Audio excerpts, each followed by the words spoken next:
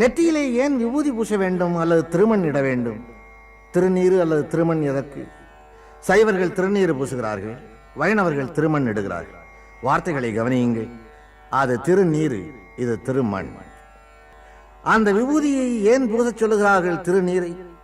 காலையிலே எழும்போதே இந்த உடம்பும் இப்படித்தான் நீராக போகிறது என்று அடிக்கடி நினைத்தால் தவறு செய்ய தோன்றாது, பாவம் செய்ய தோன்றாது.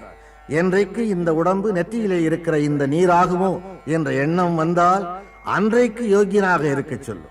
ஒரு நாளோடு பூசி விட்டு விட்டால் ஒரு நாள் மட்டும்தான் நீ யோகியனாக இருக்க முடியும். தினசரி நீ பூசிக்கொண்டே இருந்தால் தினசரி யோகியனாக இருக்க முடியும்.